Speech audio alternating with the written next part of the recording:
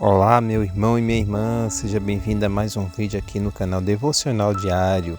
Já se inscreva, ative o sininho, curte e compartilha. Estamos na série Os Evangelhos. Então acompanhe comigo esta jornada. Compartilhe esta mensagem para mais pessoas ser alcançada. Vamos para o vídeo. O Evangelho segundo Lucas. No primeiro vídeo, exploramos o relato que Lucas pintou de João Batista e Jesus como o cumprimento da história de Israel e das promessas de Deus contadas nas Escrituras do Antigo Testamento. Nós vimos como Jesus começou a sua missão e trouxe as boas novas do reino de Deus aos pobres de Israel, às pessoas de baixo status social e às pessoas forasteiras. E Jesus ensinou que o seu reino é um reino invertido. É uma inversão de todos os nossos valores sociais comuns. Essa sessão culminou com Lucas nos mostrando como Jesus era um novo Moisés, que estava prestes a trazer um novo êxodo através da sua morte em Jerusalém. E assim chegamos à parte central do livro, onde Jesus leva seu recém-formado Israel a uma jornada até Jerusalém. Essa parte do livro consiste principalmente do ensino de Jesus através de parábolas, que é dado na estrada para várias pessoas que ele encontra, principalmente aqueles que fazem parte do seu crescente grupo de discípulos. E dessa maneira, Lucas descreve o ato de seguir Jesus como sendo uma jornada. É algo que você faz à medida que aprende a caminhar na vida.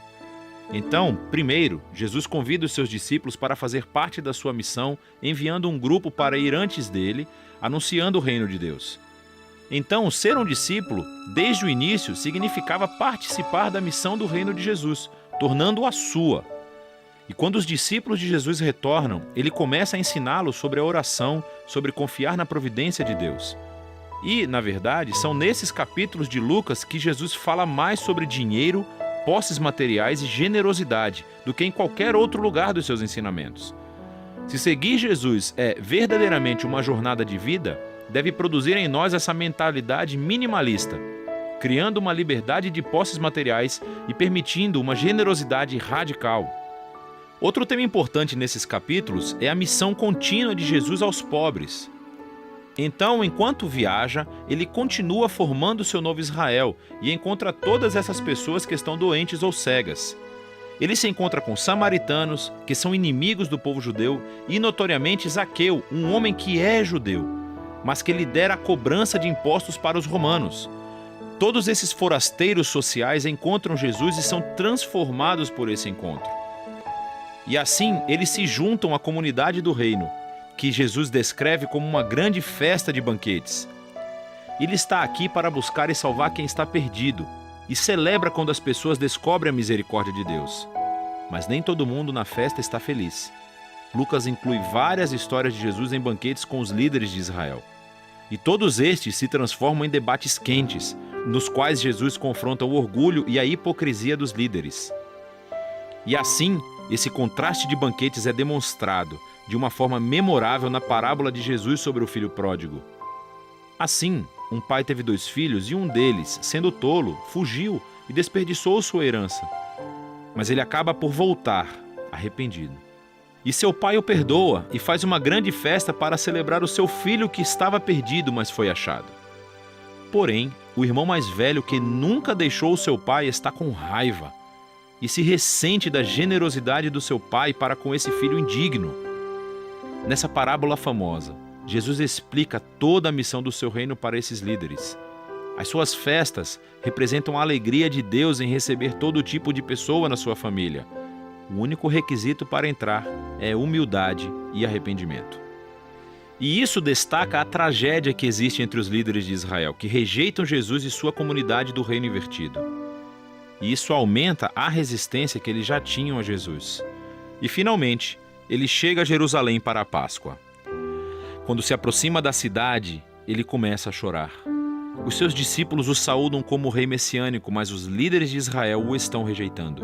E ele sabe que a rejeição ao seu reino de paz colocará Israel em um caminho de resistência e rebelião contra o Império Romano. E isso trará a queda da cidade. E é essa destruição de Jerusalém que Jesus simbolicamente encena quando ele entra tempestivamente no templo e acaba com os vendedores de animais. Ele interrompe o sistema de sacrifícios. Ele diz que este local de culto se tornou um covil de rebeldes e será destruído. Agora, esse ato, naturalmente, gera toda uma série de debates entre Jesus e os líderes de Israel, todos levando à predição de Jesus de que os exércitos romanos um dia cercarão a cidade. Irá destruí-la, assim como o templo, e no espaço de uma geração. Com isso, Jesus se retira com seus discípulos para celebrar a refeição da Páscoa. É a refeição simbólica anual sobre a libertação de Israel da escravidão através da morte do Cordeiro. E assim, Jesus transforma o pão e o vinho da refeição em novos símbolos sobre esse novo êxodo. O seu corpo ferido e o seu sangue derramado trará libertação para o Israel renovado de Jesus. Depois da refeição, Jesus é preso e examinado perante os líderes judeus e depois levado a julgamento como alguém que afirma ser rei. E Lucas enfatiza a inocência de Jesus. Pilatos, o governador romano, afirma que Jesus é inocente 3 vezes antes de ceder. Mesmo Herodes, o governador da Galileia, não encontra nada para acusar Jesus. Mas os líderes finalmente obrigam Pilatos a crucificá-lo, e ele assim o faz. Mas mesmo em sua morte dolorosa, Jesus incorpora o amor e a misericórdia de Deus que ele tanto ensinou. Ele oferece o perdão de Deus aos soldados quando eles o crucificam. E quando um dos criminosos executados ao lado de Jesus percebe quem ele realmente é, ele diz: "Lembre-se de mim quando entrar no seu reino." E as últimas palavras de Jesus são uma oferta de esperança para um criminoso humilhado. Hoje você estará comigo no paraíso. E assim, com esse último ato de generosidade e bondade, Jesus morre. Seu corpo é colocado em um túmulo. E no primeiro dia da semana, alguns dos discípulos de Jesus vêm ao túmulo e o encontram vazio. E há 2 figuras angelicais dizendo que Jesus está vivo, que ele ressuscitou dos mortos. E eles vão embora surpreendidos. É bem aqui que Lucas conta uma de suas mais belas histórias. 2 dos discípulos de Jesus saem de Jerusalém para uma cidade chamada Emaús e estão de coração partido com a morte de Jesus. De repente, Jesus está lá, caminhando ao lado deles, mas eles não o reconhecem. Ele pergunta por que estão tristes. E eles falam sobre todas as suas esperanças de que Jesus teria sido o único a redimir Israel, mas que agora ele está morto. E foi tudo em vão. Mais tarde, quando Jesus come uma refeição com esses 2, ele quebra o pão para eles, assim como o fez na refeição da Páscoa.